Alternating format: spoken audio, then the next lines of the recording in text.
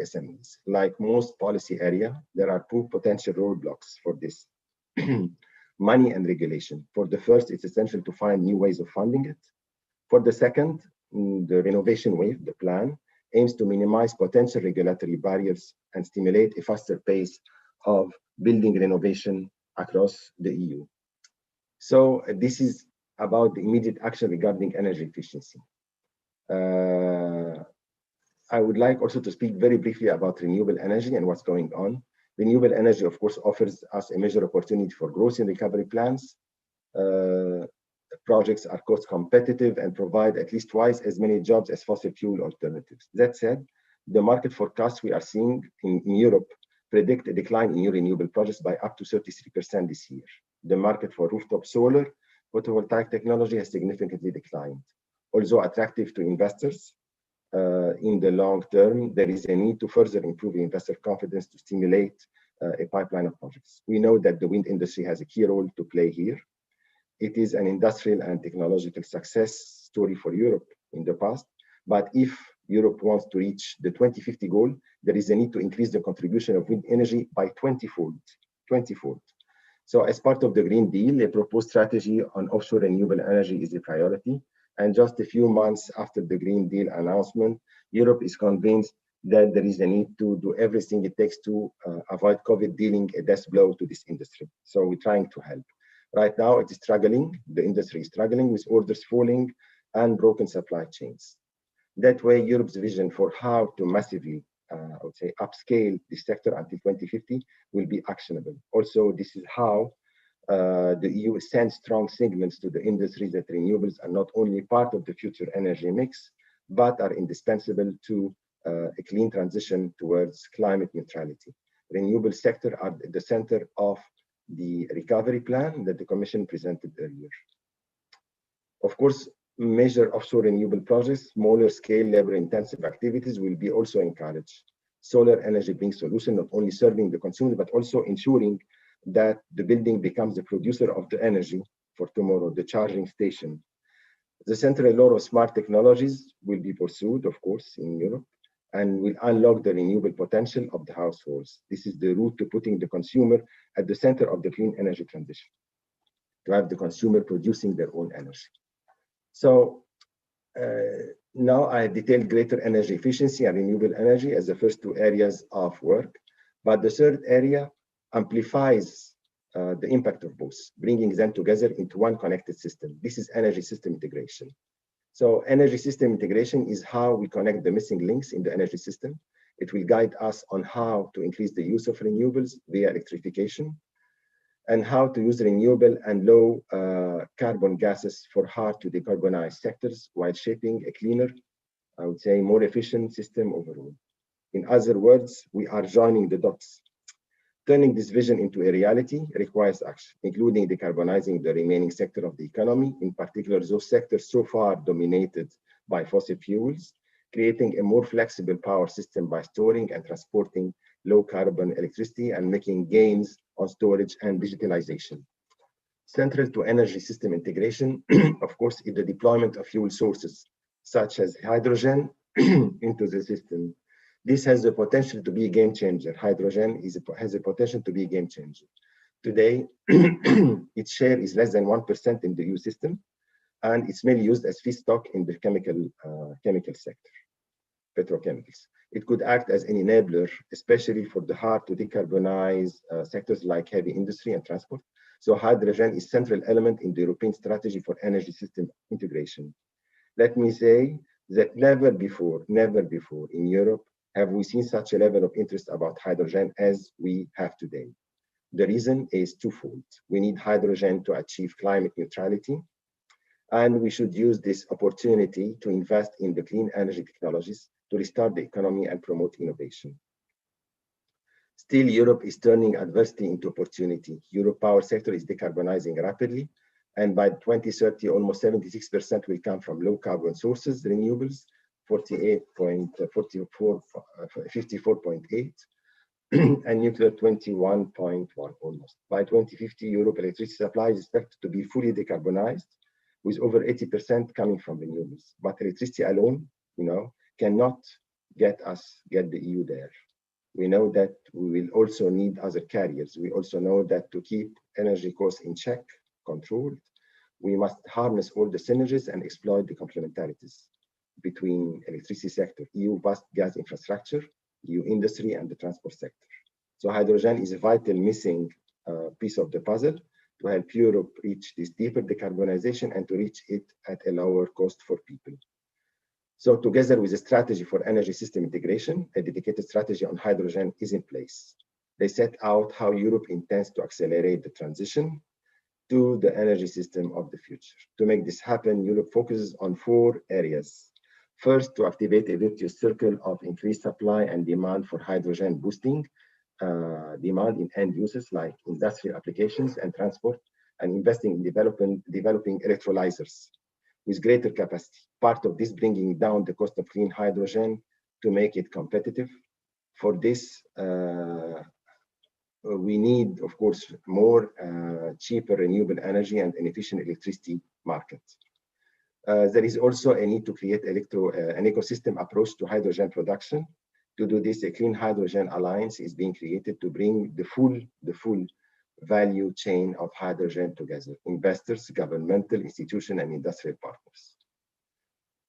Also, we need a regulatory framework to shape an open and competitive market, of course, with unhindered cross-border trade and infrastructure transport hydrogen where it is needed. This could mean a need to repurpose or use some of Europe's existing natural gas infrastructure, which will help avoiding stranded assets.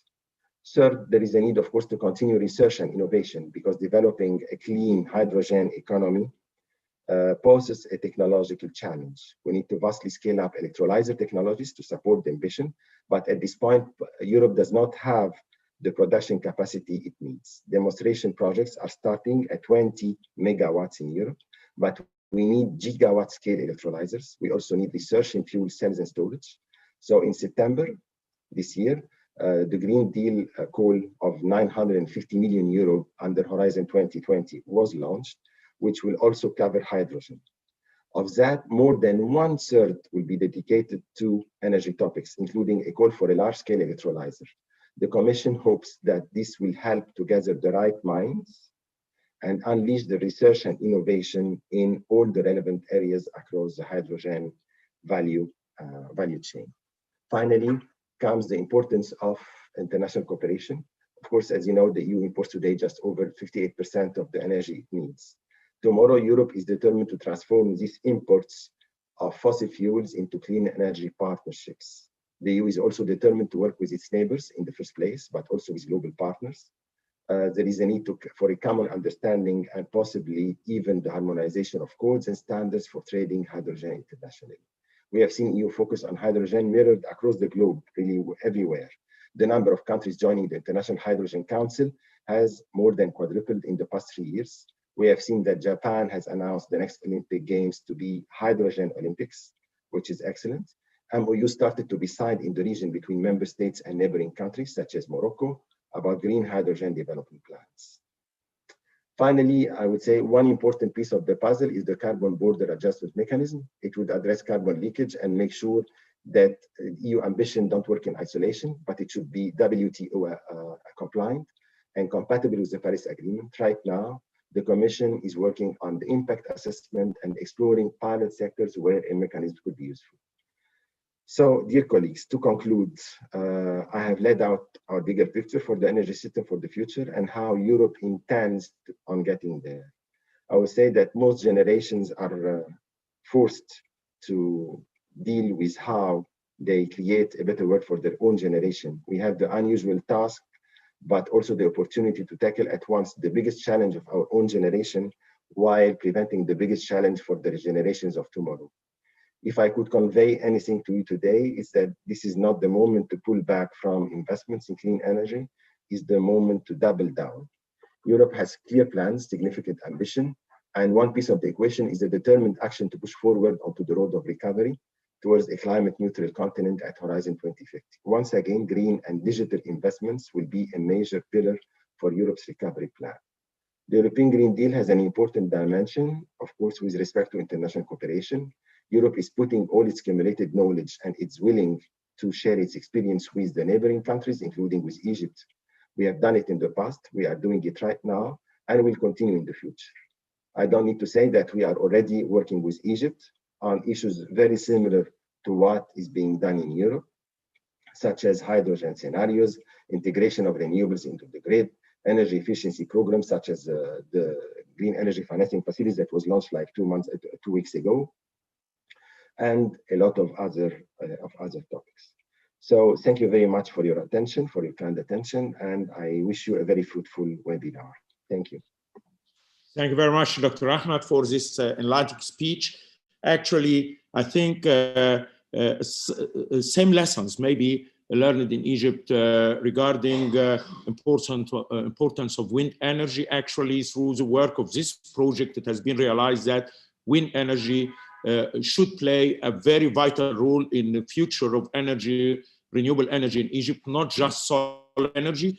Actually, this is why we extended more the combined renewable energy master plan to search for more additional wind resources, which shows that at least we might double 4 times the potential of winds we already think before that we might need it, which give much very enlightening scope for share of renewable in our energy mix. Also regarding hydrogen, because we received a question about if there is a document in Egypt regarding hydrogen policy. I think there is a document under preparation for the policy for hydrogen, and it's very much in focus in Egypt. As you mentioned, that Europe already has put on hydrogen in focus.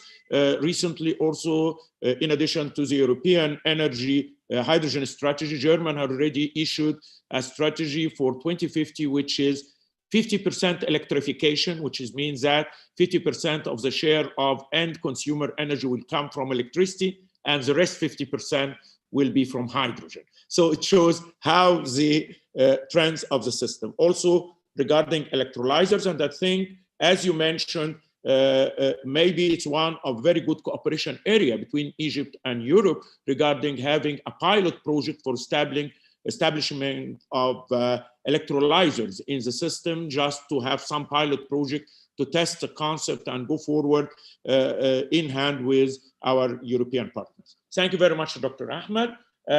If there will be a questions for Dr. Ahmed or a need, we got a question here about yes. Yes, I tackle it with there is a group of experts who are talking about having need to understand from the Commission about possible to apply for a grant and what's the hydrogen policy of Egypt. Actually, as I mentioned, that the hydrogen policy of Egypt is still under development, and I think we will put them in contact later with Dr. Ahmed Beltagi regarding procedures for communicating the Commission for to participate in activities. Good morning. Upcoming strategy or policy for decarbonization by using hydrogen. Most of the question is about hydrogen. I think Dr. Ahmed has mentioned that how is the European strategy, and I may refer you, you can download the European hydrogen strategy, Dr. Ahmed. It's available, yeah, I believe. It's available, yes. Yeah. Yes, so you can download it, the hydrogen strategy of Europe, which is already issued back in June 2020. Okay, now I will switch to, we will keep by the end 10 minutes for any participant who might remind the question, because this is a very valuable opportunity to have this kind of very highly caliber panelists to ask questions. So I will keep by the end 10 minutes for any question to any of the participants, in addition to the Q&A session, which is followed each presentation. Our next presenter is Dr. Ahmed Mehena. Dr. Ahmed Mehena has over 30 years of experience in the Egyptian electricity and renewable energy sector. He is currently first Undersecretary for Research, Planning and Authorities Follow-up. He has held senior positions such as Undersecretaries for Authorities Follow-up, General Manager for Technical Follow-up, and General Manager of Ministers' Technical Office.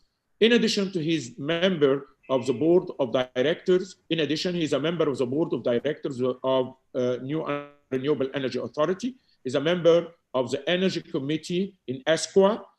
Also, he was Secretary of IEC, National Committee of Egypt. He participated in several national committees for the preparation of strategies, policies, and legislations, such as Egypt Strategy for Sustainable Development 2030, the Egyptian Integrated Sustainable Energy Strategy 2035, and preparation of the Egyptian electricity law and incentives for renewable energy investment law. He has wide responsibilities, including overview the whole sector requirements and performance, power system expansion plans, and required adjustment investments for projects implementation, coordination with international financial institutions, and cooperation with other countries. He represented Egypt in many international and regional conferences, as well as he was head of some energy meetings. Dr. Ahmed Mehena holds a PhD degree in electrical energy economics, a master's degree in public administration, and a bachelor's degree in electrical engineering. It's a pleasure to have you on board, Dr. Ahmed Mehena. The floor is to talk to us about scope of Minister of Electricity regarding implementation of the energy strategy and energy transition. Please, the floor is yours. Thank you, Dr. Hafiz. Let me 1 minute to prepare the screen for my presentation, please. We haven't received it. Not yet. That's too heavy. Is that the presentation shown? You see my my screen, please.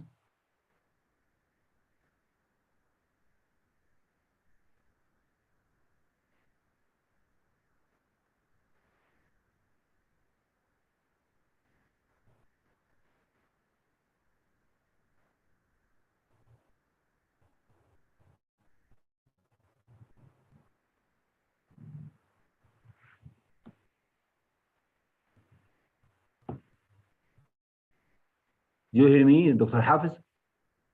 I couldn't hear you.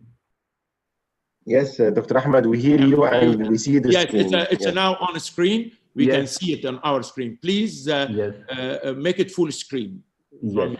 Yes. Can I put it on full screen mode? Yes. Okay, yes, that's very good. Yes. Please go ahead. Thank you, Dr. Hafiz, and good morning, everybody. And thank you very much for inviting me to attend this very important meeting with you. And I hope that I can, in very short time, give you a very quick information about the energy transition and energy transformation in Egypt.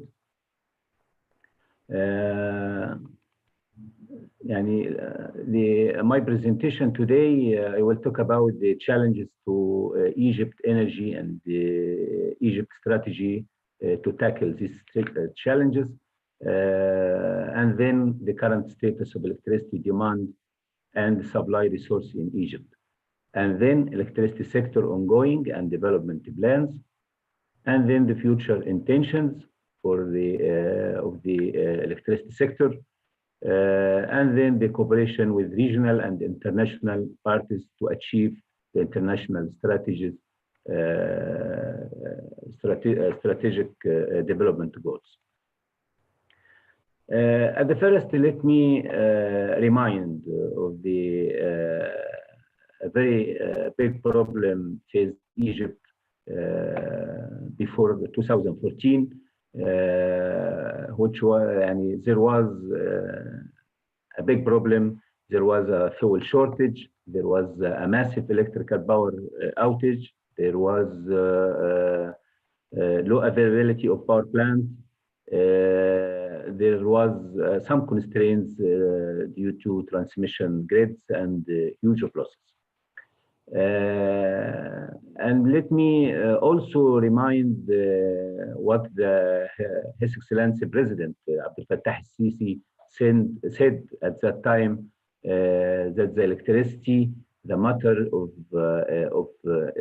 that the electricity is considered the matter of national security. So he gave us a very direct instructions to solve this problem. So a huge work is being done to cover electricity, to cover or to overcome the deficit in electricity supply. We're starting with many battles. One of them, the fast track plan to add around 3,636 megawatt with investment $2.7 billion. This plan was implemented in 8.5 months, which is considered a global record for this kind of project. Also, we moved in the parallel path of completing the projects under construction to add around 4,250 megawatt with investment around $4 billion. Then we added around 6,886 megawatt in 1 year. This capacity is enough to cover the gap between demand and the production. Also, we implement the mega projects in cooperation with Siemens.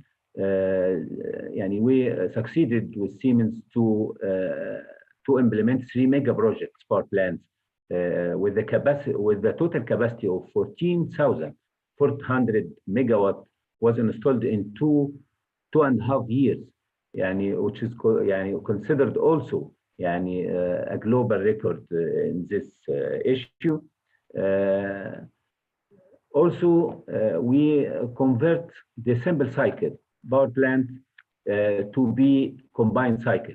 We succeeded to add 1,850.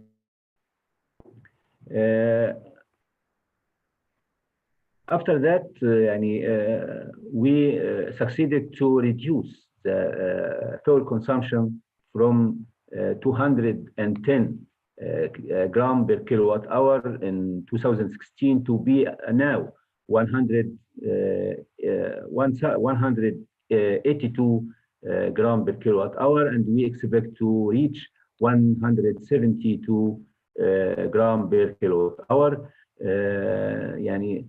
You can see what are the amount of fuel saving in this issue. This slide shows that what is the capacity we succeeded to add, around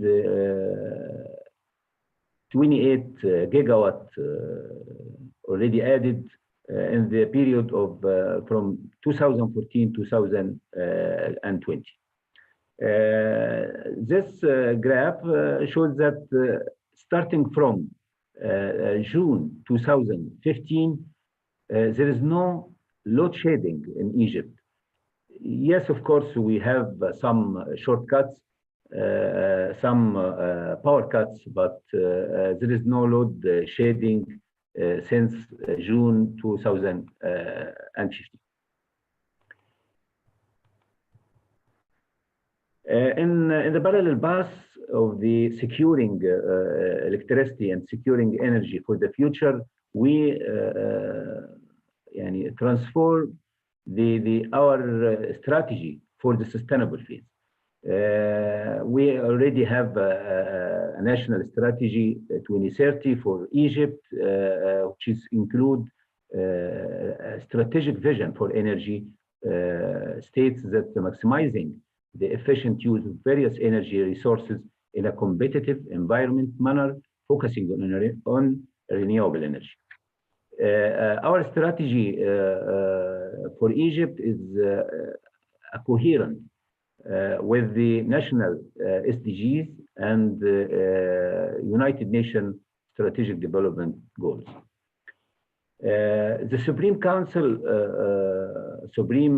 Energy Council approved the Integrated and Sustainable Energy Strategy till 2035, targeting 42% from renewable energy as a share of generated electricity by year 2035. And now we are studying to raise the share of renewable energy mix based on the reduction of technology, cost, and development of storage. I think the private sector investment will play a critical role in achieving the target through a framework mechanism. This slide shows the energy mix by 2035. We will have around 42% from renewable energy. I think we need to move the slides. We are still on the slides of the deficit and surplus. Deficit? This is a slide which called generation performance during period from 2014 deficit and September 2020 surplus. We need to move forward the slides. Yes, I will check. Is it clear? We're still on the same slide. I think we have a problem.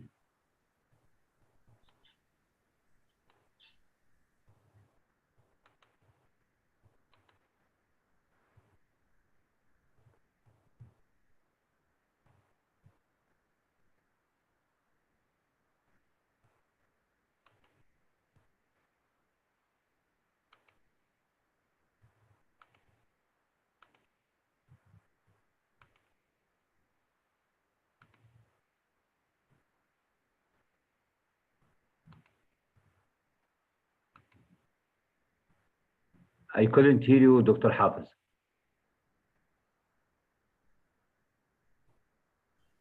Yes, now it has been shared again. Yes.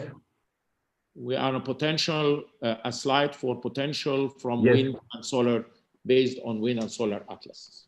Yes. Is that clear? The energy mix by 2035? Yes. Yes. Yes, it's clear. Yes. The energy mix by 2035, we will have 42% from PV, wind, and PV, CSV, and hydro. And the conventional and nuclear will present around 57%. Egypt have a very big potential from renewable energy, around 90 gigawatt from renewable energy, include wind, solar, PV, and solar CSP. We have a revolution on the legislative infrastructure, such as amendment of the name of electricity and renewable energy to be Ministry of Electricity and Renewable Energy.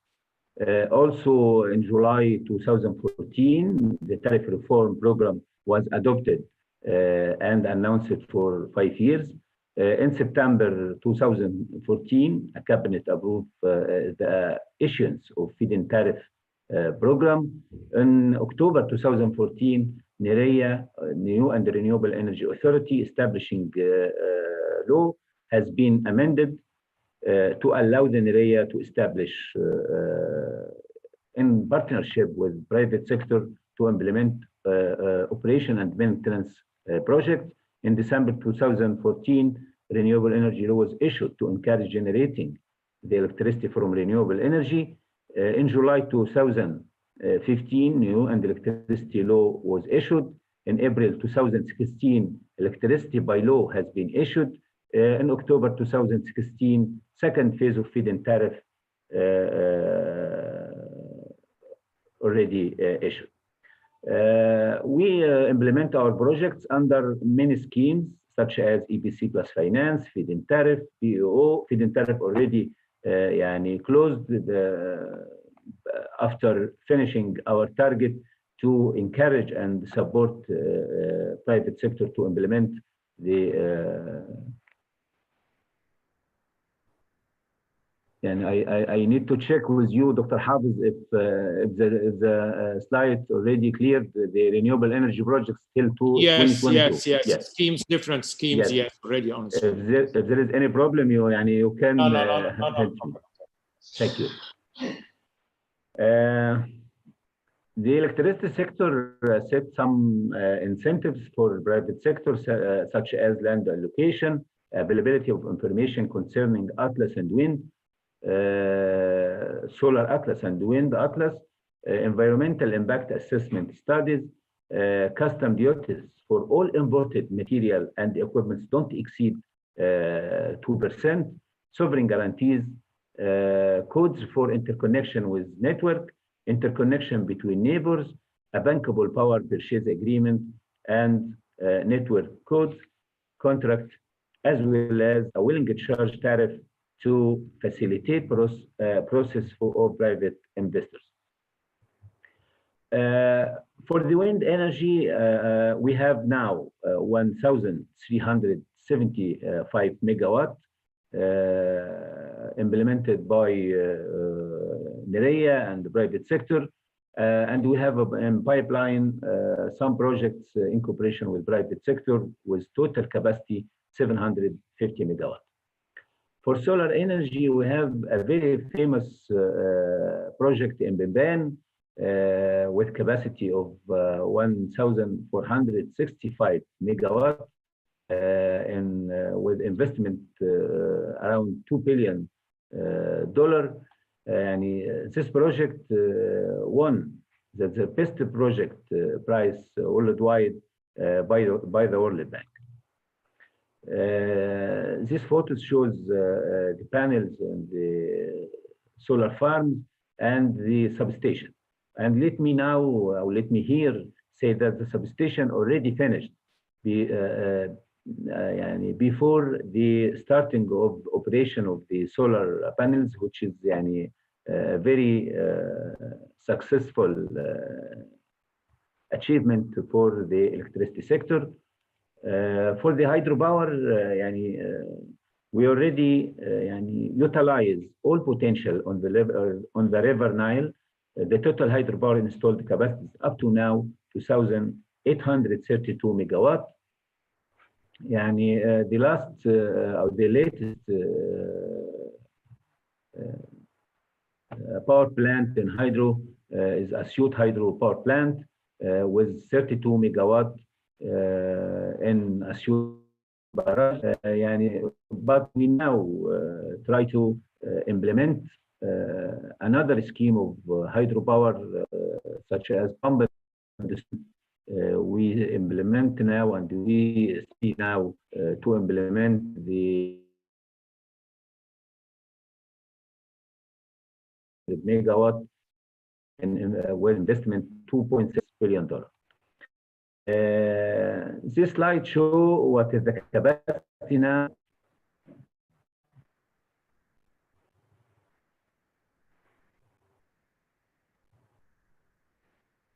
Hello? Dr. Go ahead. You need Dr. Hafiz? Yes, it's clear. Yes, it's on the screen. Yes. Yes. Renewable energy current. Yes. This slide shows that the total renewable energy installed up to now 5,872 megawatt, which is acts as around 20 or 19% of the peak load of Egypt. It gives us information about we already achieved our targets 2 years before our targets. يعني show the energy mix in the future, but it is under studying now, not approved. We will reach 33% by 25 and 55 by 35. Also, we will reach around 61% by 2040. But as I mentioned, this is under studying now, not approved. For the upgrading transmission grid, if you can see the comparison between the grid in 2014 and 2020, we added around 3,640 kilometers for the transmission grid and the tension of 500 kV.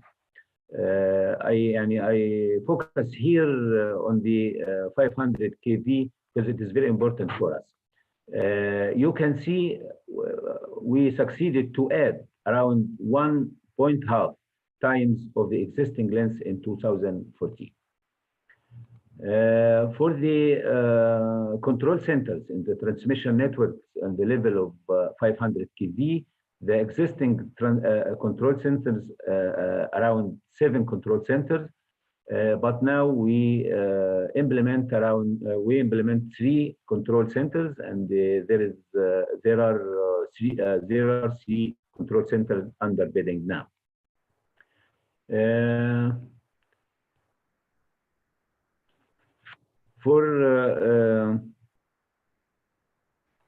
This shows the capacities of control centers. We not only this is expected substations. Yes, this is for substations, and the 500 kV. We added around 30 substations with total capacity 44,000 megavolt ampere. More than 4 times the existing in 2014. This is the crossing towers of Nile and Suez Canal, and also we worked on the distribution, upgrading the distribution grid. We have a plan to enhance and support the distribution grid by adding around 47 distribution control centers, divided in 4 phases. Also, we plan to convert the traditional grid in the distribution to be smart grid. We already started the first phase by control centers. Also, in the smart meters, we already added and implement around 10 million smart meters in the grid, and we have a pilot project for 1 million smart meters. Already up to now, we implement 196,000 smart meters in the grid. For the international interconnection, we have ambitious target to be an energy hub in the region, because Egypt has the following potential: excellent location, existing interconnection with neighboring countries such as Libya, Jordan, Sudan, huge renewable energy potential from wind and solar, electrical energy surplus. Currently, transmission and distribution network are strengthening and upgrading to be a smart grid. Strong local manufactured electrical system. This graph shows that the interconnection projects already under operation, such as interconnection between Egypt and Jordan, between Egypt and Libya, Egypt, Sudan. We have many projects under study, under construction now between Egypt and Saudi Arabia. After finishing this project, Egypt will be connected with Arab Gulf countries. Also, we have a studying to interconnect with Europe grid. through Cyprus and Greece. If we can implement this project, Egypt will be a hub for electrical interconnection in the region. We have some future intentions in the field of waste to energy. We cooperate with the Ministry of Environment to implement some projects in the field of municipal solid waste. We already the compensation tariff for purchasing electricity produced from solid waste to be 1.4 Egypt pound per kilowatt hour. The expected electricity that could be generated from waste around 300 megawatt for the coming 5 years. For electric vehicles, Egypt have ambitious program in this issue in cooperation with many ministries in Egypt. The role of the Ministry of Electricity to provide the electricity for charging stations. Egyptera has set the tariff for electric vehicles charging and submitted it for the cabinet for approval. The selling price from distribution company is very competitive. It will be around 1.2 Egyptian pound per kilowatt hour. But let me say, frankly speaking, under studying and under approval now, not not approved yet. Power to energy, I mean here the hydrogen definitely. Because hydrogen now is a very important issue globally. As Dr. Hafiz mentioned in the beginning of the meeting, still studying now to implement strategy for Egypt. We targeted to use hydrogen as a energy storage for energy produced from renewable energy. We plan to implement a pilot project in cooperation with EU, in cooperation with any international partners such as EU countries, Japan, any country can share with us the cooperation to implement the pilot project in this issue. For water desalination projects, the Egypt also, there is a strategic plan for water desalination for renewable energy in cooperation with the Ministry of Housing and the Ministry of Resource and Irrigation. The land required to be approved for allocation already identified.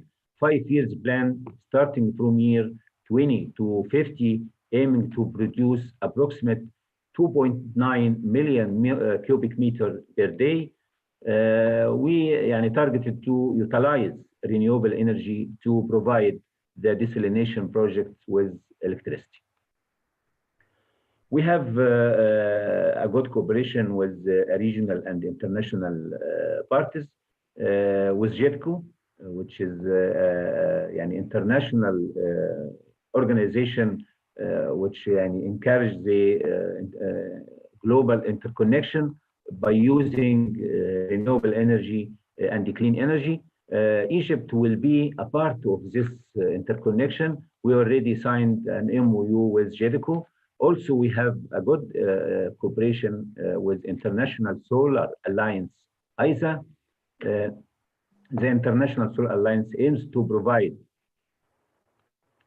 a dedicated platform for cooperation among solar resources rich countries through achieving the common goals of increasing the use of member countries in a safe, convenient, affordable, equitable, and sustainable manner. Egypt has already signed the framework agreement on the establishment of the International Solar Alliance, ISA, on March 2018. For the Africa Renewable Energy Initiative, ARI, which is launched in Paris in 2015, by His Excellency the President Abdel Fattah al-Sisi, targeting 10 gigawatt by 2020 and 300 gigawatt by 2030. Yani, ARI achieved its target for the first phase, and now we're preparing to second phase. For the African-European Energy Partnership, EYAP, EYAP was established in Lisbon in 2007, and since that date, joint group of expert and implementation teams have been established to lead the partnership. The strategic group will be the supreme entity in the partnership, whose parties have been identified in Egypt, COMESA, the African Union Commission, and the African side. Germany, Italy, and the European Union Commission of the European side. The EYAP proposed our targets many of areas such as accessing to electricity, maximizing the share of renewable energy, and energy efficiency. EU Egypt Action Plan endorsed on 6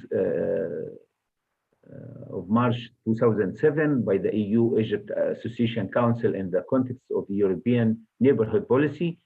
The conclusion of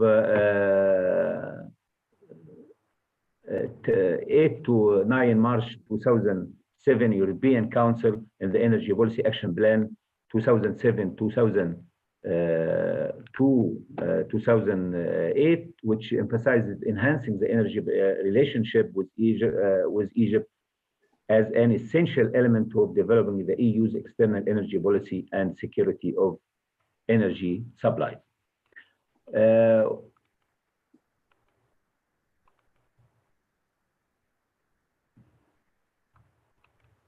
Excuse me.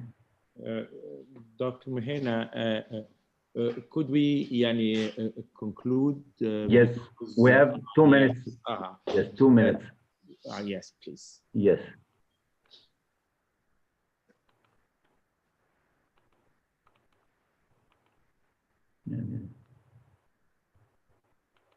I think I have a problem to.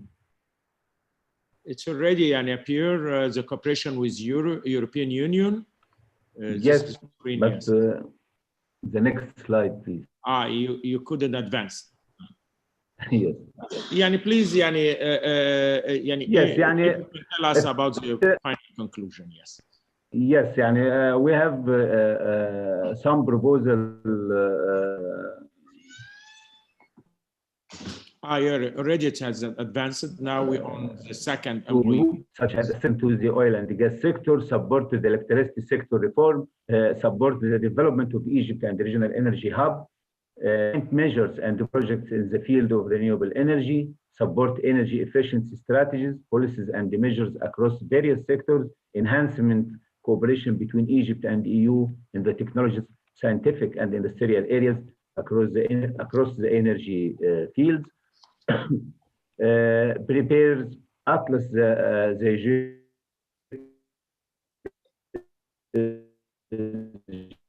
geothermal energy, development of central key information, key performance indicators for generation and distribution companies, awareness, customer protection and communication, development of an electricity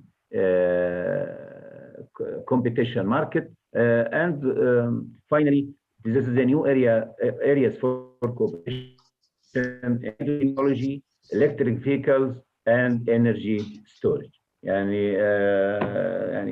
I apologize for exceeding my time, but I am open to receive any question or thank you. It was quite informative, and we have scoop regarding the tariff for electric vehicles. Although I might have a question later, but I think because the commitment of Mr. Osama Mubarak, I will move to his presentation. Then we have a combined question and answer session after his presentation. Thank you very much. Dr. Hafiz, say that, please let me that for the electric vehicles tariff, it is under studying now. For yes, understood. Yes, sure. But we are quite happy that you told us this news and something from the control, as we said usually in the university. معلومات من الكنترول يعني. Thank you very much, Dr. Mohena.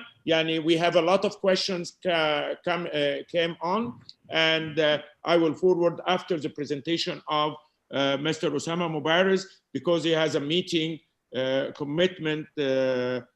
So we will proceed to Mr. Osama Mubarak. Mr. Osama Mubarak has over 28 years of experience in the oil and gas industry. In his current role, he is responsible for the realization office to drive Egypt modernization program across the oil and gas sector. Over his career, he supported the development of policies and reforms within the petroleum sector in Egypt, including comprehensive energy subsidy reform strategy, initiation of gas market reform, modification and updating of upstream agreements, and feasibility studies of infrastructure development projects. Mr. Osama led bilateral cooperation with other countries on petroleum topics, as well as communication with the financial institution and oil and gas organizations. He is Egypt representative in the executive board of the Gas Exporting Countries Forum, GECF, and the International Energy Forum, IEF. He has a key role in the establishment and activities of the East Mediterranean Gas Forum, EMGF. And he is the current chairman of the high-level working group and gas industry advisory committee of the forum. Mr. Osama is also chairman of the organizing committee of Egypt Petroleum Show, EG 2020, the biggest oil and gas show in Africa and Southern Mediterranean. Mr. Osama holds an MBA with distinction from Edinburgh Business School, Heriot-Watt University in UK, and completed postgraduate studies in economics of energy at Reading University in UK. Mr. Osama, it's a very honor to have you on board. Please, the floor is yours.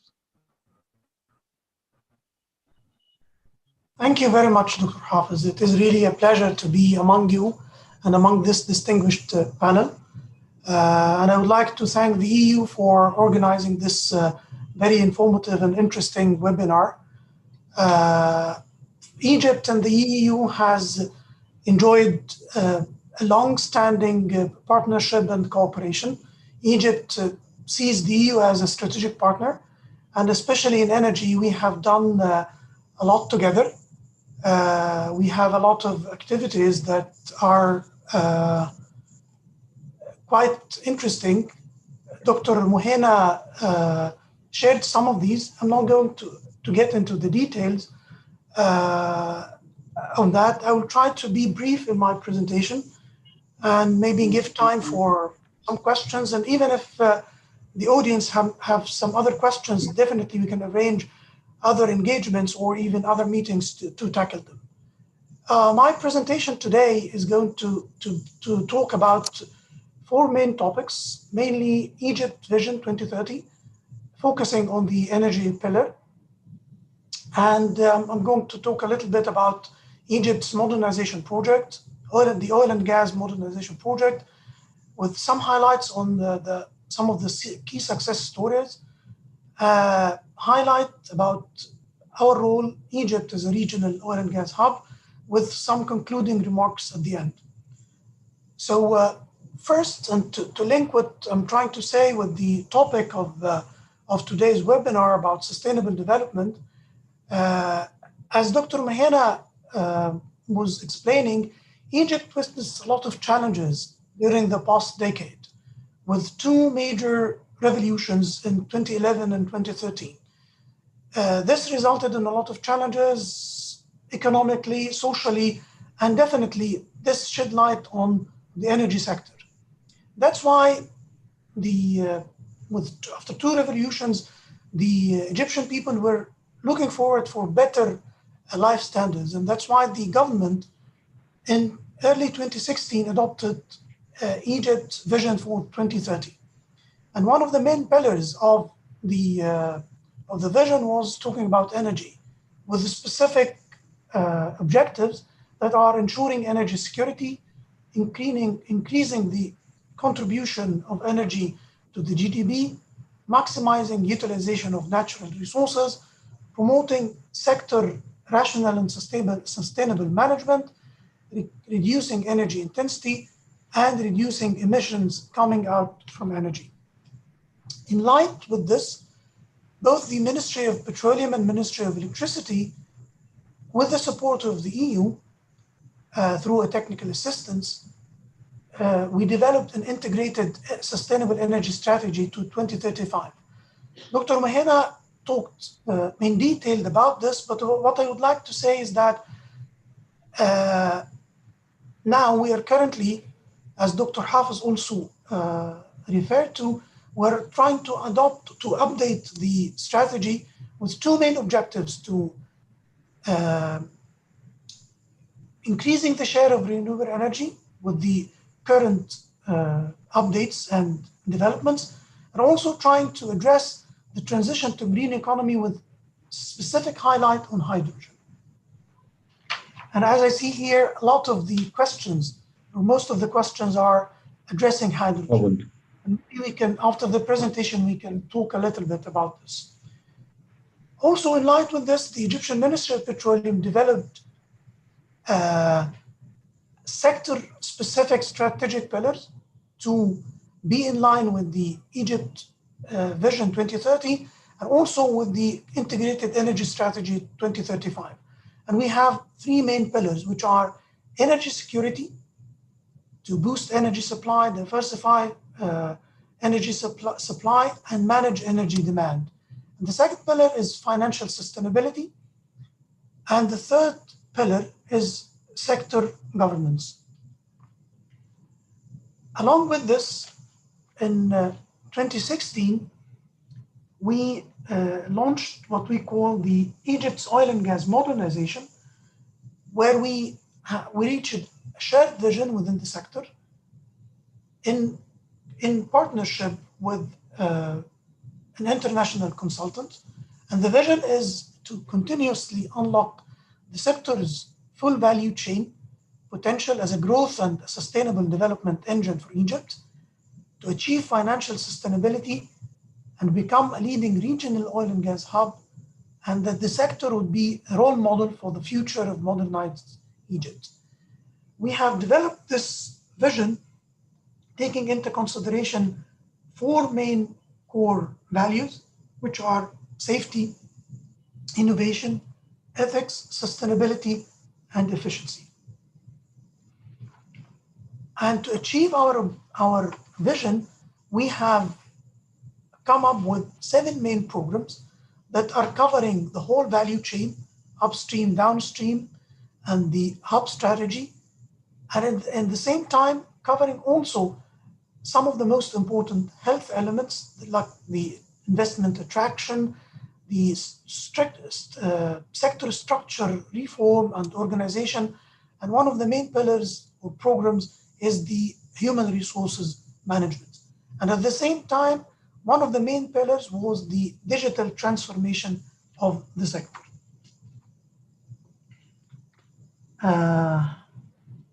How this modernization program contribute to the achievement of Egypt's Vision 2030 and also to the integrated energy strategy?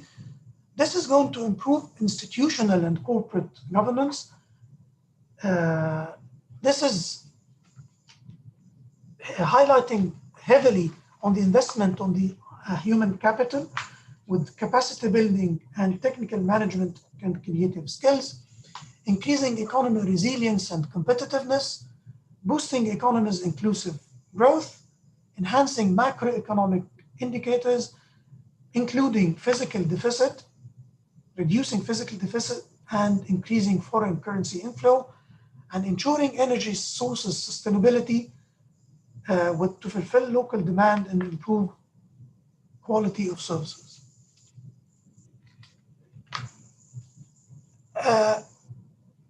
We are proud that with these reforms, whether within the government or specifically within the petroleum sector and with the modernization project, we have been able in the past few years to achieve a lot of successes.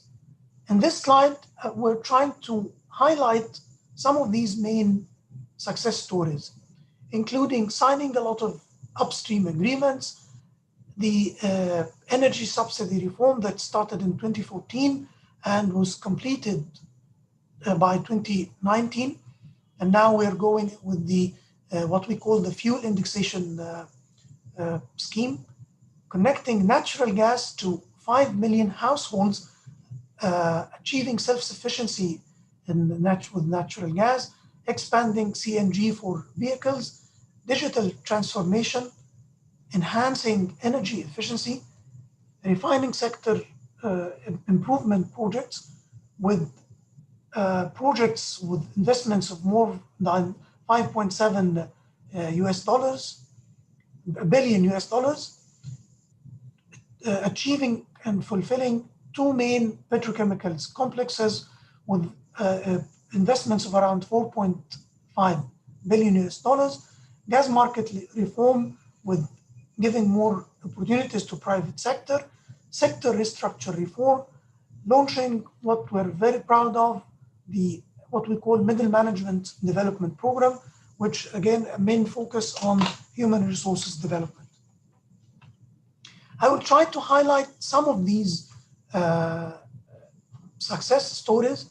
First is the energy subsidy reform, which we had a lot of challenges with this, but with the reform program that we have adopted, we were able to direct subsidies to vulnerable groups, increase targeted social protection measures with a lot of social safety nets, increasing government expenditure on public services for Egyptian citizens, development of related public sectors to improve quality of services and such as public transportation, railways.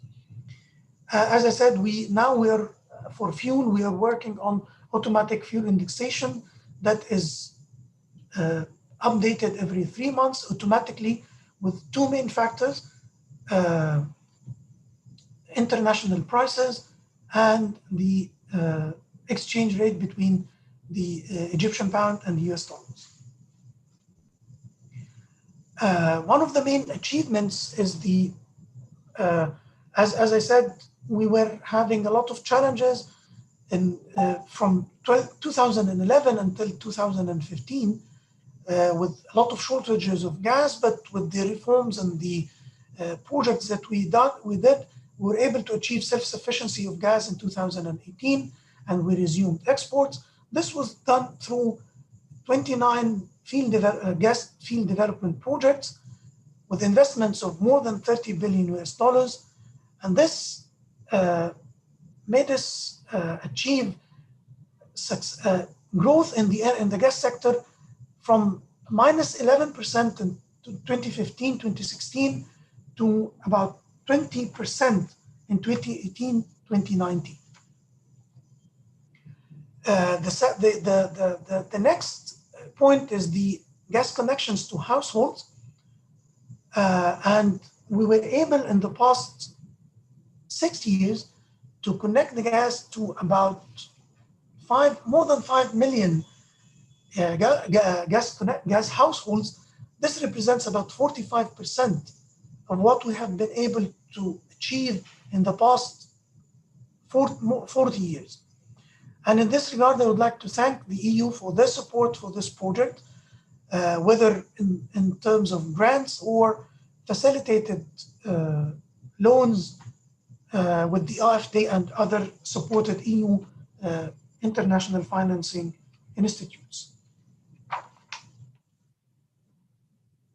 Another element is CNG for vehicles. And in this regard, we have been able to in the past 3 years to accelerate the trend of this program. And with His Excellency, the President of Egypt, Abdel Fattah al-Sisi, launched an initiative a few months ago to expand CNG use. And according to this, we have developed a 3-year program. And through this 3-year program, we will be converting 263,000 vehicles to be operating by natural gas and expanding the infrastructure to include new governorates within Egypt. Another element is the energy efficiency across the sector. We have been able to achieve some successes in this. Some of them through no low-cost programs and projects, which achieves about 35 million savings of $35 million savings.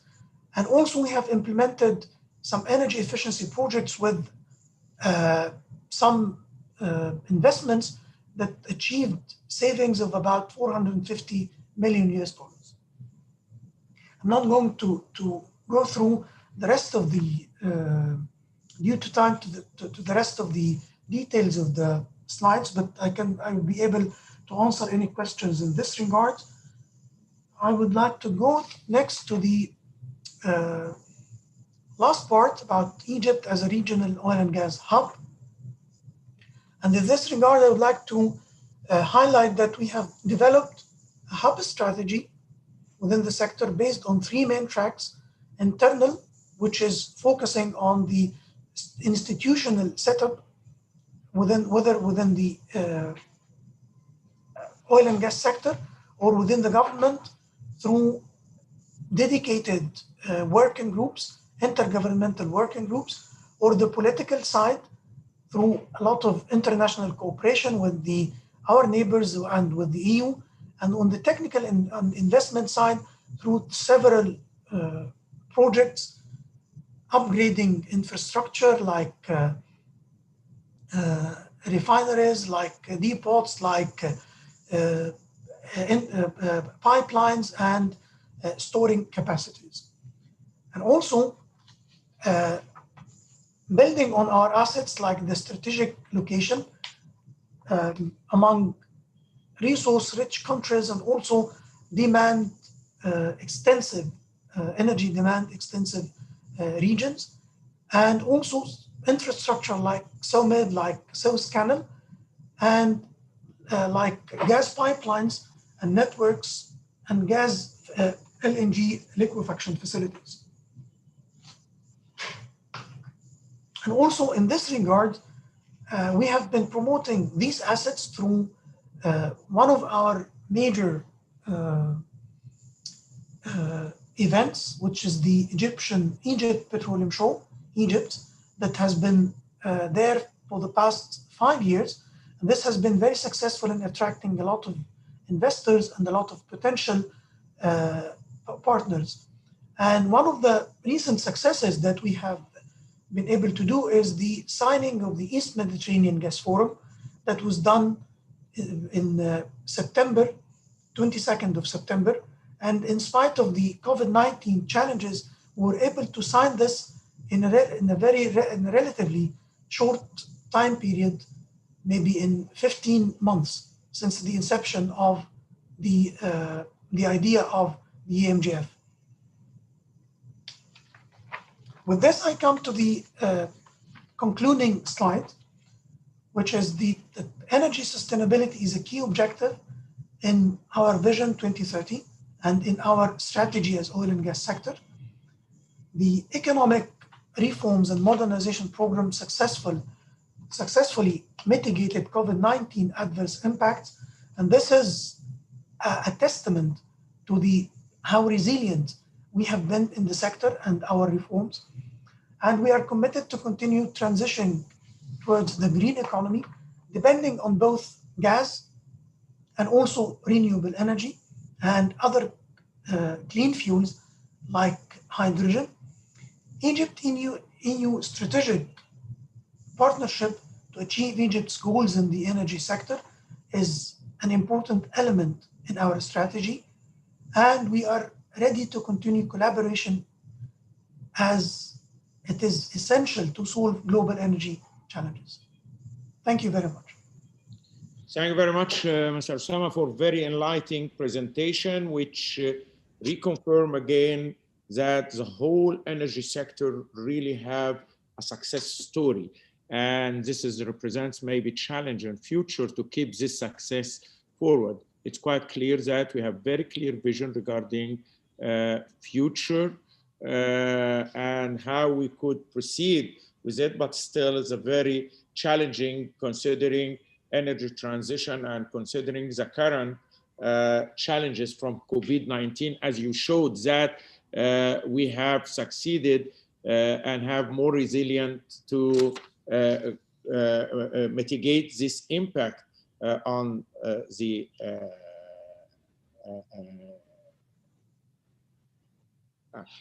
we have a question, two questions. One of the questions is raised about the transportation sector. Now we talk about electricity vehicle, we talk about conversion to natural gas. Is there a kind of an integrated energy strategy for the transportation sector regarding which car we convert to gas, which car we convert, or we will let all technologies to compete and it's up to the market?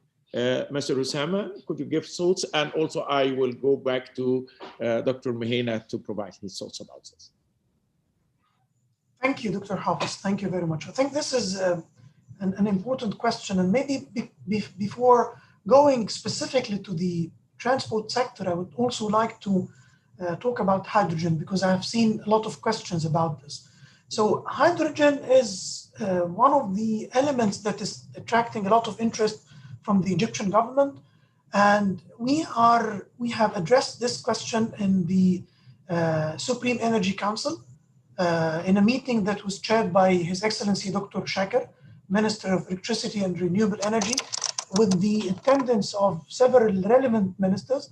And during this meeting, the ministers agreed that they will establish a task force from the different relevant ministries, first to develop a strategy for Egypt about hydrogen. And this is going to be done through cooperation with other countries who have some advancement in this, and also with some companies who also did some of the exercises, whether some of the international oil companies or some of the energy and electricity companies. So we believe we're on the right track to do this, but we want to not to start from scratch, but we want to start from the experience that has been, to build on the experiences that was done through other countries and also other companies. And to go back to your question about the transport sector, I believe we want to have a mix between CNG, electric vehicles, and maybe also potentially from hydrogen. Because in Egypt, we have a lot of gas, which is a very valuable resource that we would like to capitalize on the different sector. And we have a plan on this, and we already use CNG. For electric vehicles, there is discussions within the government, whether Ministry of Electricity, Ministry of Petroleum, and other ministries like Ministry of Industry and other ministries related to car manufacturing. And actually, we are now trying to put the pieces together.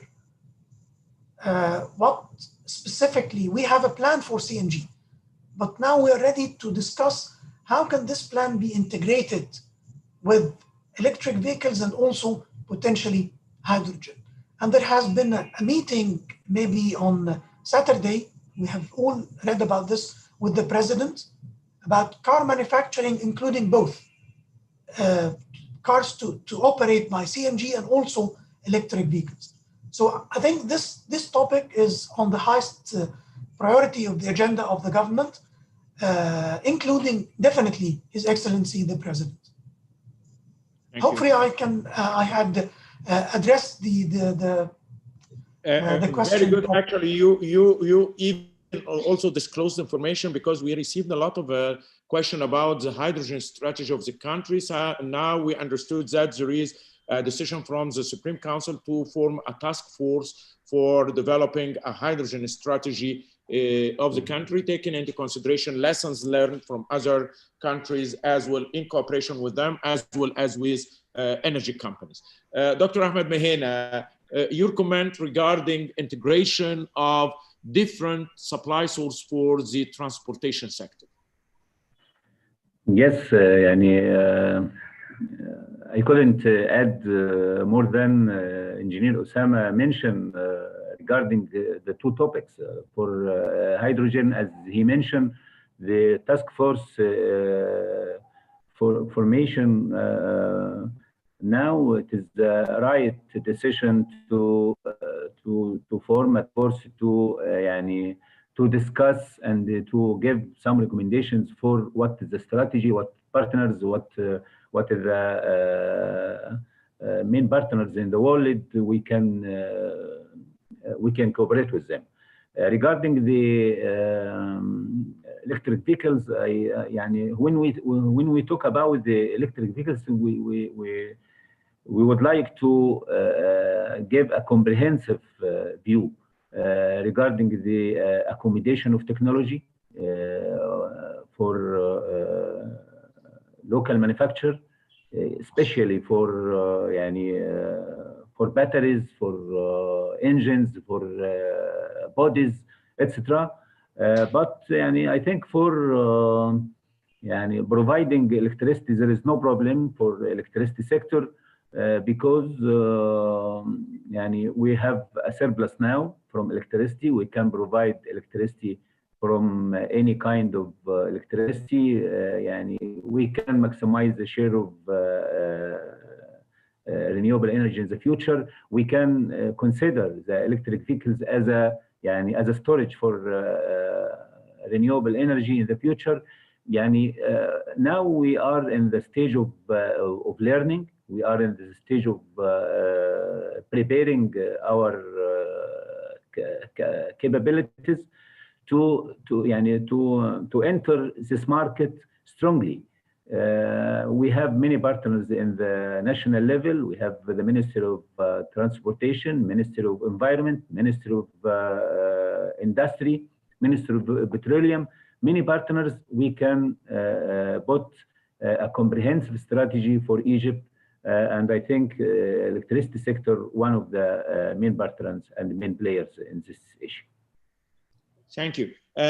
We have a question to both of you. It's actually it's more a request rather than a question. It's basically about this national document, the strategy 2035. How we can get it? It's not available on the website.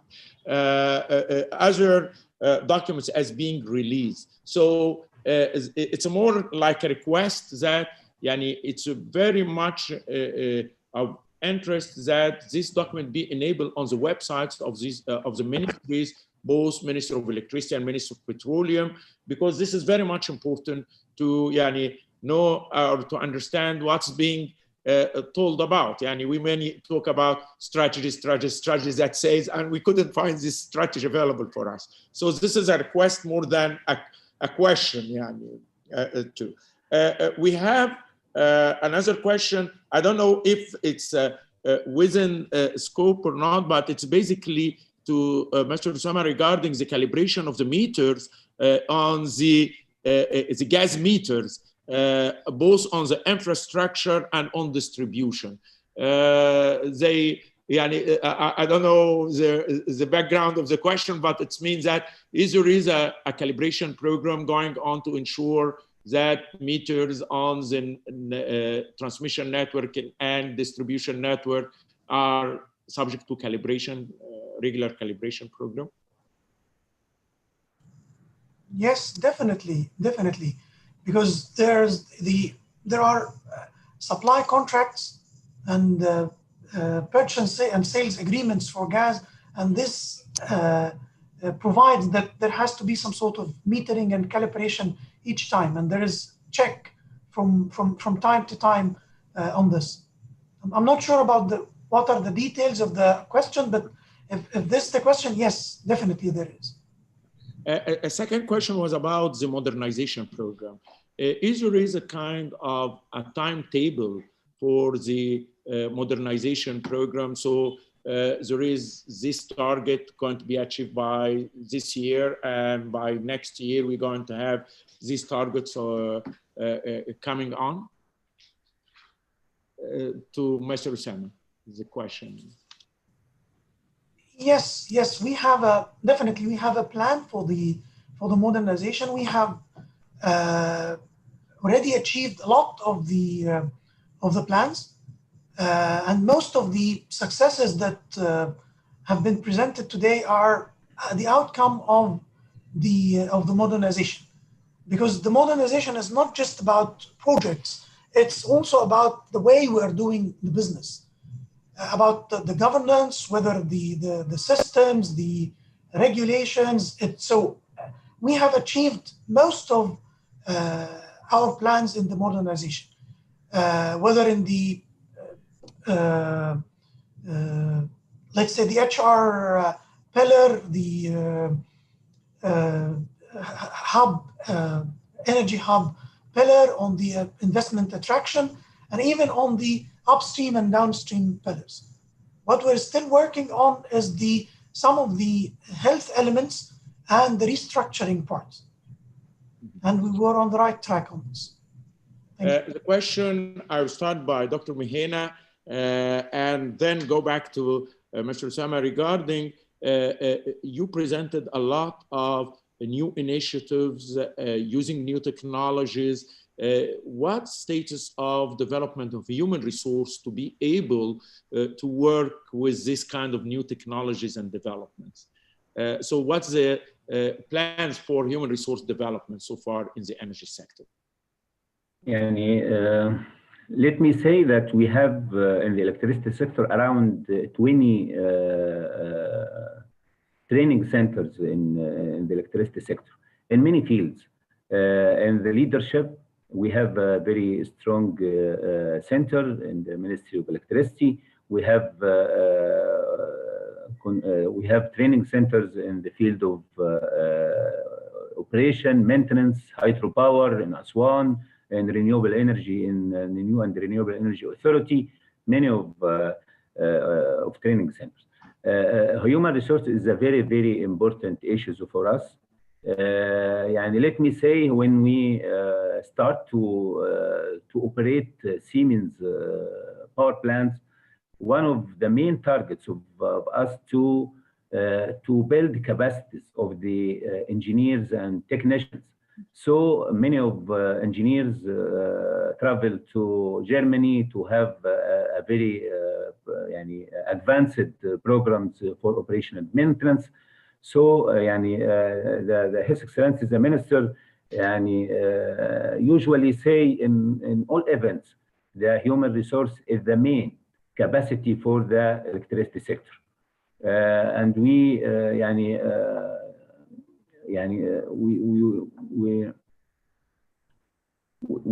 have many training programs.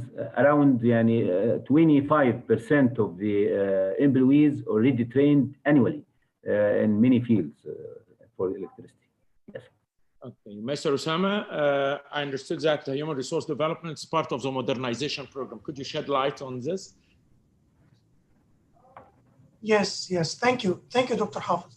So yeah, we have a dedicated program in the modernization project to human resources, and through this we have developed a lot of systems, not just training or development, but a lot of modules and a lot of assessment about this and succession planning.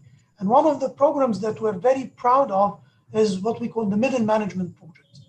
And this project is started with an initiative from His Excellency Minister Al-Mullah, that he said that I'm sure that we have a lot of brilliant young people at the sector, but he wanted a mechanism how to identify these people and how to put them into the leadership track on a fast-track mode.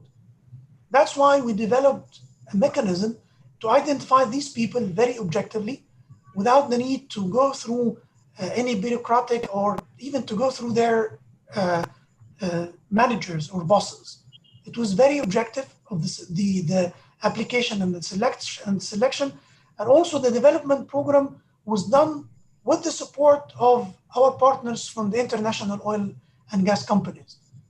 And we provided opportunities for them to travel and have on-the-job training. And this was one of the really unique things about this. It's not a classroom development or training type.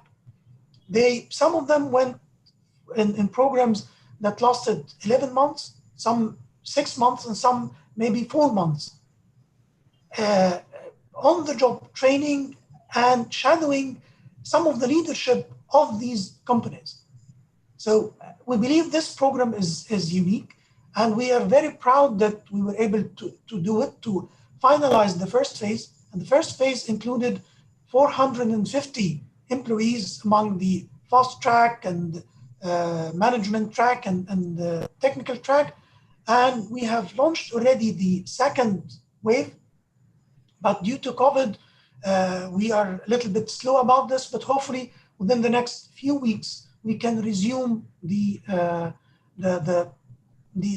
implementation of the second wave again. Thank you. Thank you very much. I think, although we have a lot of questions, many of them specifically on the area of hydrogen, and this might encourage us to have a specific webinar on hydrogen. We still have some questions, but I think we need to move to our next presentation and then keep the questions. Mr. Osama, I understand you already have a commitment. If you can stay as long you are able, it's very much welcome. Our next presenter is Dr. George. Thank you. Sorry, yes, Dr. Hafiz. Thank you very much. It was really a pleasure. I enjoyed the panel, and you're moderating it, and I enjoyed joining with the panelists. I would have loved to continue and listen to Dr. George, but unfortunately I have another commitment and I have to leave. Thank you very much. Thank you very much.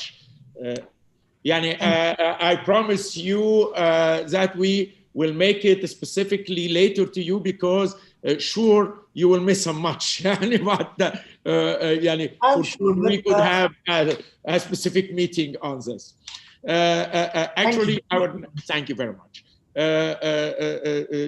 Dr. Ahmed Mehina, if you could stay with us, because we have a list of questions still pending, but I think we need to proceed first to Dr. George Yanakidis. Dr. George Yanakidis holds a degree in mechanical engineering from... Yes, Dr. I will be with you, Dr. Hafiz, no problem. I will continue. For your generosity. Yes, thank you very much. Yes. Dr. George Yanakidis holds a degree in mechanical engineering from Aristotle University in Thessaloniki, Greece, and a PhD from Imperial College of Science and Technology and Medicine, University of London, UK. He worked initially as a senior consultant and then as a head of energy systems analysis laboratory in the Center for Renewable Energy Sources and Savings in Greece for a total of 19 years. Since 2016, he is working as a freelance energy consultant. He has more than 20 years of professional experience in the sectors of renewable energy, energy efficiency, energy planning, energy modeling, energy systems analysis, and energy statistics. He has strong experience in international energy consulting and cooperation with several energy institutions in EU, member states, and third countries. He has worked in Eastern Europe countries, in the Middle East and Africa on energy planning issues with focus on development of energy strategies. Using energy system models, he has been the project coordinator for 4 EU-funded projects in the field of energy planning and energy modeling over the period of the last 10 years. He participated in the Energy Technology System Analysis Project ESTSAP of the International Energy Agency, the program TCP of the International Energy Agency, IEA, as a national representative in the period between 1999 to 2016 as the operating agent for from January 2012 until December 2016, and is currently the project head of ESTSAP since January 2017. If I may add, Dr. George has a very strong contribution to the development of Egypt Energy Strategy 2016, and he continues his generous support in updating this strategy to 2040. Please, Dr. George, the floor is yours. Thank you, Dr. Hafez. It's a pleasure to be with you. I wish I could be in Cairo these days, but unfortunately I cannot, so we had to be remote. So following what the previous speakers said about the very ambitious plans that Egypt has for 2035, I would like to put an extra step here, so moving forward to 2040. And within the current project, which we are running now, we plan to support the development of the extension and the update of the energy strategy with a horizon up to 2040. So what I plan to talk about briefly today is some basic experiences which were gained during the development of the energy strategy 2035, which was done in a previous project, and then actually identify the main points which we will consider for the update of the energy strategy with the time horizon to 2040, and what kind of updates regarding the methodological approach we plan to have. The TARIS project was the project that has developed an integrated energy strategy to 2035. And as far as I'm concerned, I think that there are some very important lessons that were learned during that process and that I identified. One of the first things that I would like to mention was the fact that we managed to basically create many different alternative scenarios. And as we have seen over the last year, even the wildest scenario could become truth, the way things move in this world. So it's very important when we build a scenario to see how things could develop in the future, to include as many as possible stakeholders through a consultation process, through workshops, through written procedures, in order to identify possible main parameters that can be used for the formulation of alternative scenarios. And this is something that we have done in TARIS, and I think we have managed to engage successfully almost all the stakeholders in the sector. The scenario is basically a rational selection of combinations of the different factors to create a coherent storyline. So this is important when we basically need to sit together with different stakeholders that have different perspectives of the sector and trying to combine all the views and possible ideas of how the sector could move, or what are the important issues that we should take into consideration. Uncertainty is important, as we have seen over the last year, and we need to do sensitivity analysis to explore alternative options and a larger solution space using the models that we use. So try to see what could happen if parameters could change in degrees that we have not managed to foresee so far. In the TARIS project also, we have done quite detailed analysis of different key indicators. So this is just an example, and you can see that we have tried to run a lot of different scenarios with a large range of results in order to see of how could these possible results affect the energy system, or also how could this be achieved if we have identified that one of these targets is something that really we need to go for. And one of the main things and the main lessons that was also learned is the fact that in order to do any kind of analysis, we need reliable, transparent, and readily available data. And this data should cover the whole of the energy system, supply and demand, all of the energy commodities. And this is one of the points that our project is also going to try to tackle, to make sure that at least there is a central coordination in order to collect all the necessary data that should be used in the energy planning process. Another point that I also think is important was the fact that we have managed to make clear that decisions and planning in the energy sector is basically something that needs to take into account many different criteria.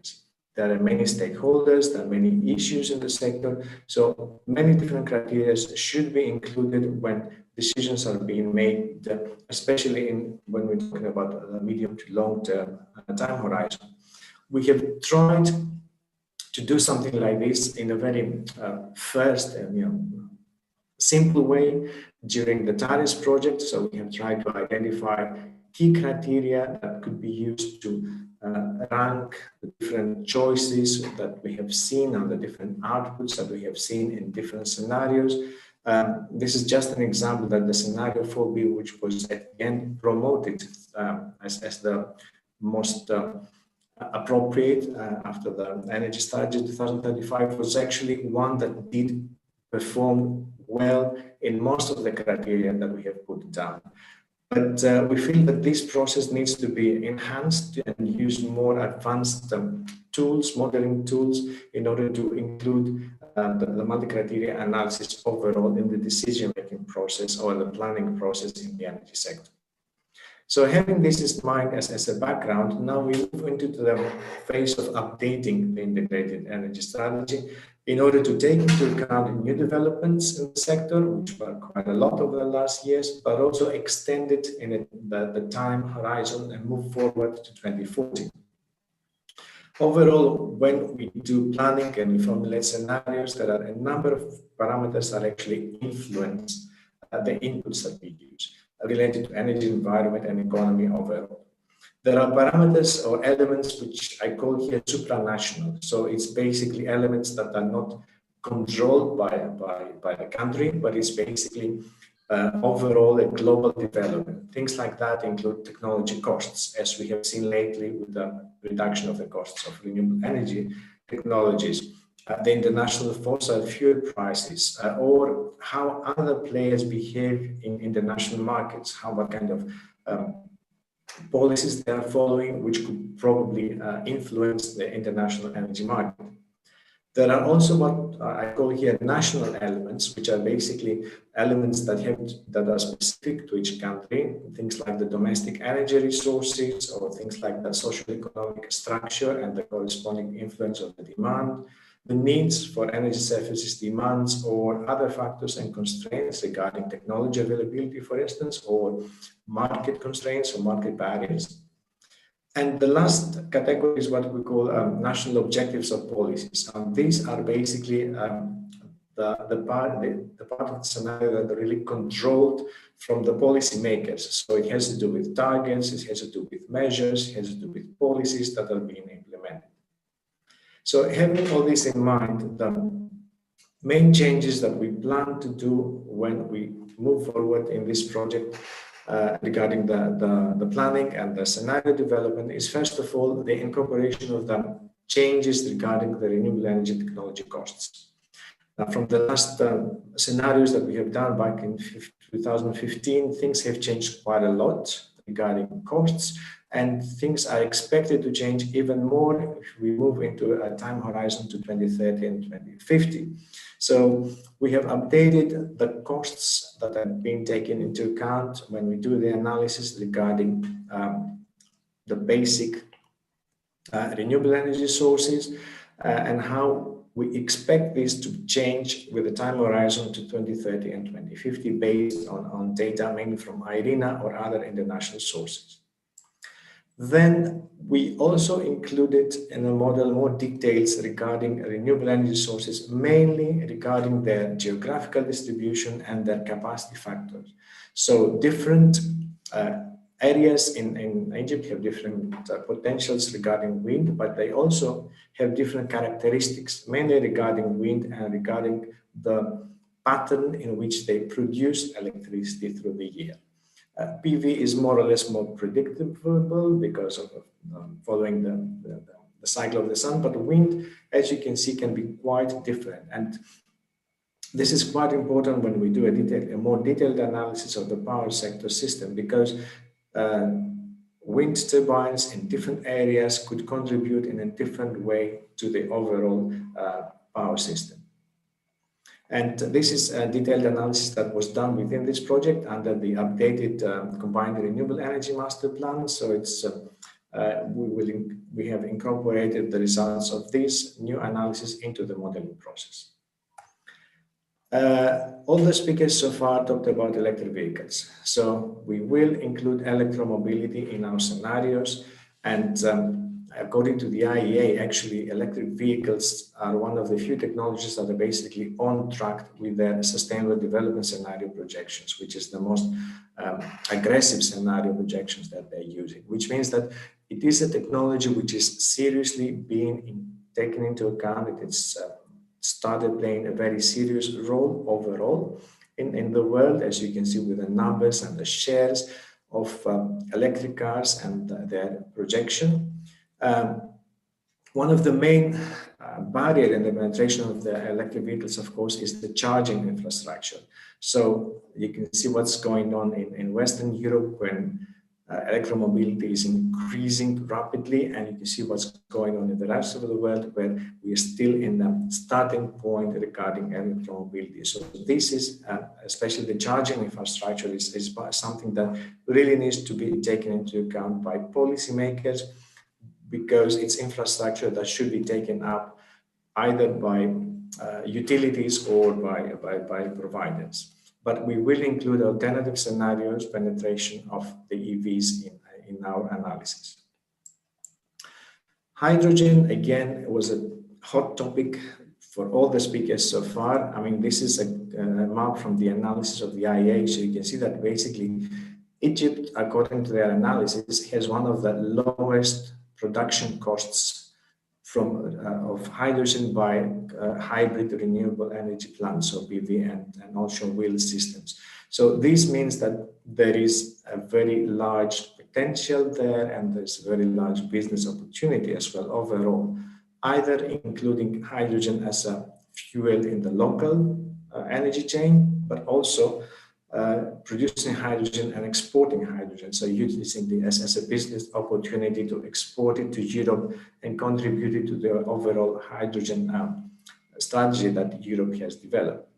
So we will, and we have already started including these options of a hydrogen economy within our analysis, and trying to see how this can contribute both on the increased penetration of renewable energies in the Egyptian energy system and the possible benefits that this could have overall in the economy. The other national elements which really need to be updated as well regarding the scenario formulations are, first of all, domestic energy resources, as we have mentioned. Natural gas production is one of the key uncertainties that we could take into account when we have alternative scenarios, especially in the horizon until 2040.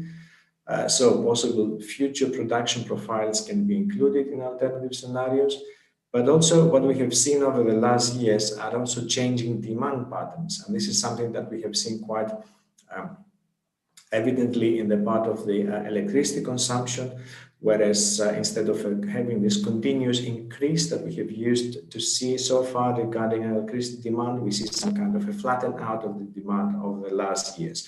So this should be studied in a bit more detail to see what kind of parameters influenced these changing demand patterns and how we can incorporate them in our analysis in a better way. Uncertainty. We all live in the post-COVID area at the moment. Well, we live in the COVID area, but the post-COVID area will come soon. So the point is, how does this affect the economic activity in the world? How long will this effect be? And when do we expect to recover? The IEA is already checking alternative scenarios. So there's one scenario where they expect things to go back to the 2019 level by 2021. So next year we will start recovering. There's also the delayed recovery scenario where they expect the effect to be over a 2 years period. So you can see there's uncertainty, of course, and this can have overall an effect on the demand. So it will be useful to explore alternative GDP recovery scenarios, either taking into consideration that this effect will be something in the short term or it could be something in the longer term. And of course, changes in the GDP will also affect global demand for fossil fuels, and changes in the demand globally for fossil fuels could also affect prices of fossil fuels on the global level. So this is one uncertainty that we will think of incorporating somehow in our sensitivity analysis regarding different international prices of fossil fuels overall. More uncertainties that are coming from the policy of the other players in the region. Dr. Bertaki mentioned the Green Deal and the border adjustment mechanism, the carbon border adjustment mechanism. I mean, this is still under consideration and from the European Commission, but it seems to be a will to impose some kind of a tax, of a carbon tax on goods that are being imported in the European Union. So this could put a pressure on the energy systems of other countries which are actually producing goods that are being imported to Europe to reduce their own carbon intensity in the manufacturing process. So this can be, could be an important driver to decarbonize energy systems of other countries. And through the close ties of Egypt with EU, of course, this could be an effect. And the other thing I've mentioned here are basically pledges for greenhouse gases reduction after the Paris Agreement. If this becomes more ambitious or not, political changes could actually drive more the Paris Agreement. And so this is an uncertainty overall, which could be taken into account in alternative approaches. In order to do all this, we plan to have an updated methodological approach using soft linking of different models. So we plan to use the timed Egypt model, which is an energy system model that includes the whole of the energy system of the country and is doing analysis to the medium to long-term time horizon of the energy sector. But the idea here is basically to also include a macroeconomic model, what we call a computable general equilibrium model, which is doing an analysis of all the economic sectors, again, to the medium to the long term. And we want to couple these. So the macroeconomic model will provide projections, macroeconomic projections to drive the energy demand and the energy sector. But also the energy sector will feed back effects of changes in the energy to the economy, because energy is one of the main factors of economic production. So we see this as a loop, as a soft linking, which we will use. But also, since the power sector, the electricity sector is so important regarding the penetration of renewable energy sources, we will also include a power system operational model. So it's basically a model that we look into the way the power system could work in the future when very high penetration of renewable energy sources will come. And in order to do this, we need a dedicated model or a very detailed model that is actually looking into a high-level analysis of the power system and how it can operate under high penetration of renewables, where we need more detailed data regarding the demand profile and the actual generation profiles of variable renewables and more dispatch characteristics of the power units.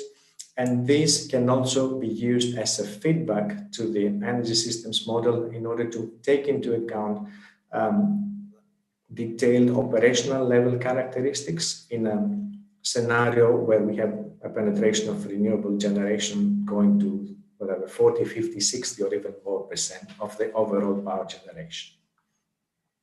And also one of the topics that we would like to analyze in detail is the curtailment of RES. So if there is need to basically throw away energy from renewable energy sources being generated. So these are our soft linking, models of linking approaches that we are taking. And then just as an extra part, the multi-criteria decision analysis, which will also be included in our analysis. As I have mentioned, there are multiple stakeholders in the sector, which who sometimes have conflicting interests or conflicting needs.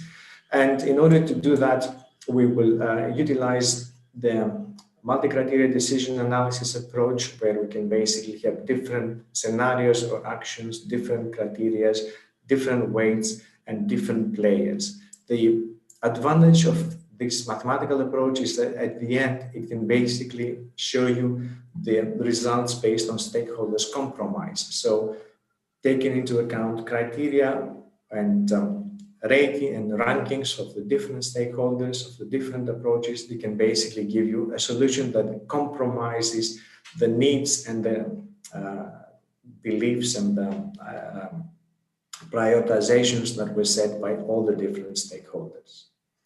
So all these will be included within the project, and I think that this is one of the most important parts of the project so far, the setup of the energy modeling unit.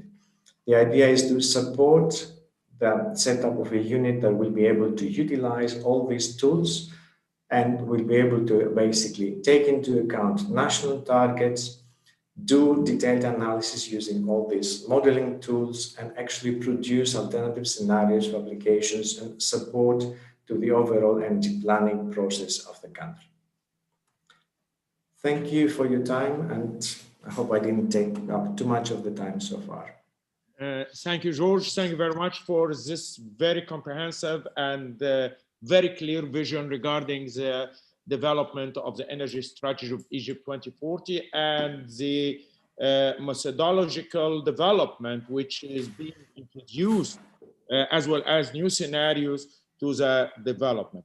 Maybe one of the questions, the point you raised in your presentation, we received a question before even your presentation as being projected, will be raised, which is a carbon border adjustment mechanism. Actually, the question to Dr. Mehena is about, there is a plan in Egypt to develop a kind of low carbon certificate systems, as many investors are facing issue already for entering the Egyptian market because of this specific subject. So the question, do we have a plan to develop a kind of a certification system for low carbon, green, guarantee of origin, any type of this kind of certificates?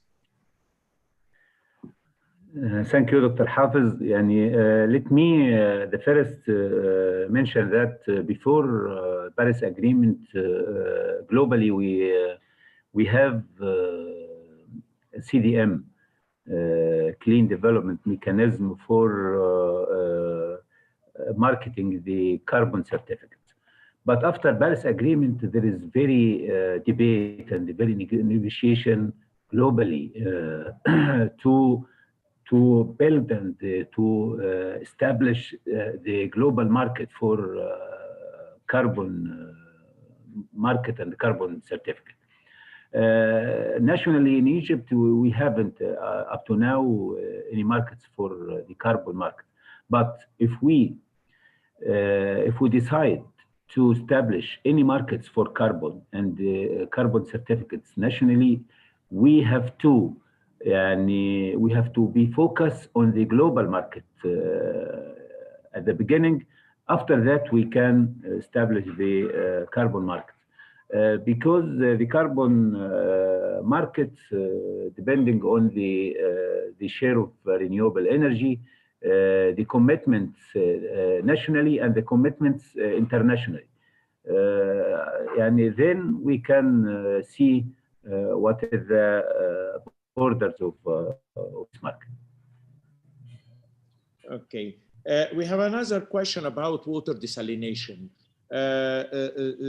You mentioned that there is around 290 million cubic meter per day will be produced desalinated, which is equivalent to 1 billion cubic meter per year. What's the expected consumption or impact on the power sector, where many of this world needs an electrical energy? And also, it's expected that this needs might be increased more than this figure so far. And how we could ensure that renewable energy will be used to provide this desalination units. Yes, yani, let me say that the target of 2.9 million cubic meter per day, which is equal 1 billion cubic 1 billion cubic meter per year. It is a plan for Ministry of Housing, not the plan for the electricity. But we are committed to provide electricity for desalination in Egypt. But it is a very important issue and a very important area for investing in renewable energy. Any investor hope to invest in renewable energy, not we are not committed to buy the electricity generated from renewable energy, but we can buy water as a final product after using the renewable energy for desalination.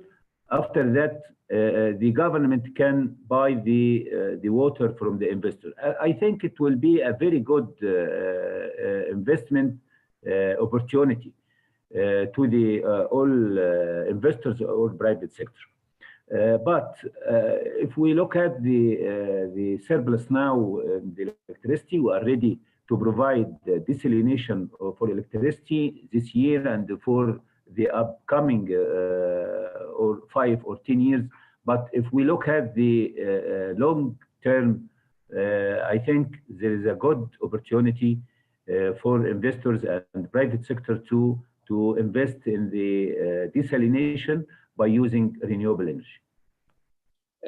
Another question about electric mobility. When we expect that the tariff for electric mobility will be announced? And myself as a comment also, I believe still the tariff needs to be looked again. It's not including much incentives to switch to electric mobility. So when that will be announced? As I mentioned in my presentation, and as I mentioned for your Excellency, Dr. Hafiz, this tariff under studying now in Egyptera, and Egyptera is responsible for issuing this tariff. And there is many sensitive factors, as Mr. George mentioned, in upgrading the strategy. Also, there is many sensitive for in updating the tariff for electric vehicles. But let us see what the Egyptera will develop this tariff in the near future. We have another question about research and development. This there is a program, specific program dedicated for research and development in this in the energy research in general, which is supported by the Ministry of Electricity. It is a very important area, research and development, because without research and development, there is no progress, there is no there is no stability for the electricity system. So it is very important for us. His Excellency the Minister mentioned in many events that it is very important for us. So we launched a very strong training and research development for production sector in Ain al-Sokhna in cooperation with Siemens 3 months ago. Also, we have some researches and some developments in Nerea laboratories and also in some production, but still we need more and more in this issue because the future transfer the sophisticated technology for us. I think we need to enhance our capabilities. We need to enhance our capacities to deal with the new technology, with the new the new IT in the market. There is a final question about NGOs. How they could be engaged in developing the energy policy in the country, and is there a plans to engage NGOs in this process? Yeah, NGOs is a very has a very important role for enhancing our work. We have a good relationship with them. We try to build a good communication in the future. I think the minister hold the annual meeting to announce the tariff for the media and for the NGOs, and he received their comments to enhance our work, to enhance our services. I think NGOs the main partner with us. Okay, question to Dr. George. It's when it is expected to start the energy modeling unit, and how to join the task force for this unit? I think maybe you will be more appropriate to reply to this question regarding the energy modeling unit. So we are in the process of close consultation with both ministries, the Ministry of Petroleum, Ministry of Electricity, in order to discuss the details of how to actually do it. I mean, we have a proposal. I think you can elaborate a bit on this, and we are in close consultation with the ministries. Now, the next steps, we will see how we move forward, because due to the situation, the whole process was delayed quite a lot, but hopefully we will be able to build up speed. Okay, thank you. I have a final question to Dr. Mihena. Most probably this is somebody from Naria. He asked when it is expected to see grid curtailment services tenders in order to solve the issue of the ministry is currently facing with huge surplus.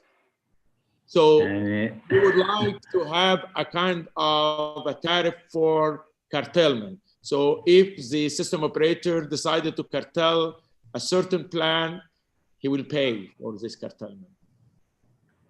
I am not involved in this issue, as you mentioned, Dr. Hafiz, but I think Dr. Muhammad Abdulrahman and Dr. Khayyat can reply for this question better than me.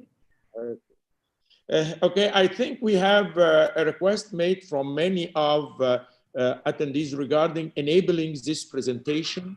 We will try to make it available as we got approval from the panelists regarding enabling their presentations, but we will work to make them available to all participants and attendees of this presentation. I think we exceeded our time by far, but for sure this is because it's a very interesting meeting, and we would like, by the end, I very much grateful. I would like to thank the panelists for their thoughts, for their excellent presentation, for their knowledge they shared with us. Also, I would like to thank all participants who participated in this webinar and forward the questions and eager to understand more. We understand that many of them are a player within the sector, and for sure the information they were going to get, and also through their communication will help very much and complement for the development of our energy sector. Thank you very much, and looking forward to meet you soon. Sure, we're going to prepare a webinar specific for hydrogen, as it has been emerged today that it's one of the points under very much focus of many of the participants.